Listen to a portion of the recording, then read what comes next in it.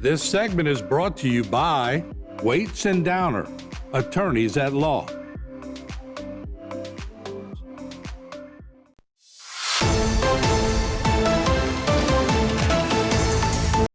Welcome to Bayou Time. I'm Jacob DeGate, and I'm pleased to be joined by Robbie Mathern, who's with the Cajun Hertiage Festival. Thank you very much for joining us, Rob. Oh, thank you for having me. All right. Can you tell us, start off, can you tell us, what is the Cajun Heritage Festival? I know you got some decoys in front of you there. Can you tell us a little bit about it? Sure. So coming up the weekend of June 6th and 7th at the LaRose Civic Center is going to be our 48th annual Cajun Heritage Festival. And the type of festival we're the festival that celebrates our Cajun heritage of duck decoy carving. Duck carving, which is a real American art form, has its roots right here in South Louisiana. And so long as we're known for our Cajun music and our Cajun food, we want people to know that we also have art down here as well, and duck decoy carving is our art. So every year we have this festival that celebrates our carvers and our carving heritage, and of course it blends into our Bayou life with the hunting and fishing connection to all that as well. So that's coming up, Cajun Heritage Festival, celebrating that art of duck decoy carving. All right, and so do y'all have a contest for who's the best carver? Is that how it works? Absolutely. So we have quite a large contest. We have different levels everywhere, ranging from our youth divisions, novice, amateur, professional. And we give out over $20,000 in prizes to the various categories. And we have sponsors that sponsor some categories as well. But there's a lot of different styles of carving, ranging from like songbirds, like cardinals and blue jays, to what we call old style, like old traditional hunting style decoys. And into decoys more decorative. They look a lot more realistic with a lot more feather and carving and painting detail into it, similar to the ones I brought today.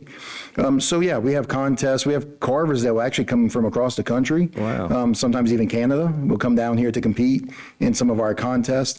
A lot of it, even though you can win some money, which is always nice, helps, buy more carving supplies, buy more wood, I guess. But it's also the fun of being with your fellow carver and competing and showing off what you can and can't do, and learning from each other. So it's hanging out with your friends in the community as well, and showing the public what we can and do, because it's not just your traditional hunting beat up kind of decoys you just throw out in the marsh. We do make those as well, but when people come and they see how realistic and how lifelike these carvings are, it really is an art that we're proud to show off. All right. Could you tell me how did you get started with it and how long you've been doing it? Well, I started when I was 11 years old. So I've been carving 34 years now, I believe. And went on a school field trip to go see a local master carver from Bayou Lafourche named Carl Danos. He was teaching classes, and thankfully he let a kid come into his class at 11 years old. And I've been carving ever since. Wow. And so over the years, I've been very fortunate and blessed to this has been a very big part of my life for a long time. A lot of great friends that have more like family now than anything. And I've been teaching classes myself now for over 25 years as well. And I've been in charge of the Cajun Heritage Festival for 25 or 26 years now as show chairman. So it's been a huge part of my life personally. It's one of those things, once you get into it, it's hard to get out. Because once you get into it, it's so much fun, it's so enjoyable. And the people, like everything down here in Louisiana, right? The people, it keeps you coming back for more. But it's just fun. It's of course, it's relaxing. It's a fun hobby. It's given me personally an opportunity to travel. We traveled to representing Louisiana and our heritage.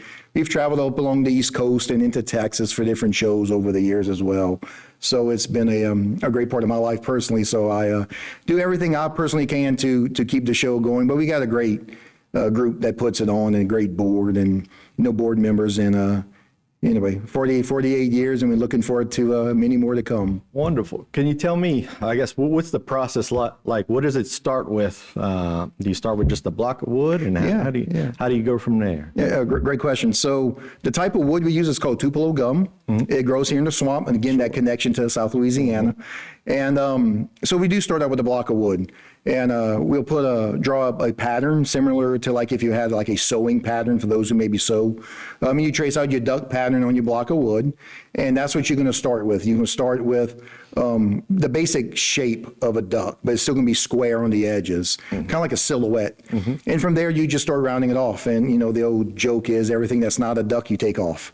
So depending on how detailed you want to get, if it's a more hunting style decoy, maybe you just round it off a little bit.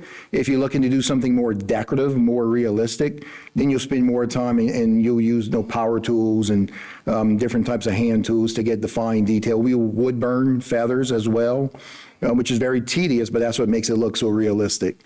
And then you're painting, there's various styles of techniques of painting with oil paints or acrylic paints. Personally, I paint in acrylic, but there's a lot of different techniques to make those feathers look layered and soft as you're painting as well. And it all ties in. So the carving, your wood burning, and then your painting ties in to give you the finished product of what hopefully looks like the real thing or as close as you can to it. Well, it certainly looks very detailed and intensive. It could take months to create one, is that right? Correct. Depending on the size of the duck, something large like a pintail or a mallard takes a little longer than something smaller like a teal. And depending on the feathers, the colors, and how long it takes to paint. For example, the two I brought here, the female, the hen, has a lot more feather detail. It takes a little bit longer. So maybe you spend 3 or 4 months on a decoy, maybe you spend over a year, depending on what you put into it. Well, they certainly look nice, and you can come check them out to the La Rose Civic Center. That's on, let's see, when is this? June 6th, 7th, and 8th, right? Correct. That's correct. That's the Cajun Hertiage Festival. Thank you very much for joining us. We certainly appreciate you. Thank you as well. All righty. Stay tuned for more right here on HTV. This segment was brought to you by Waits and Downer, attorneys at law.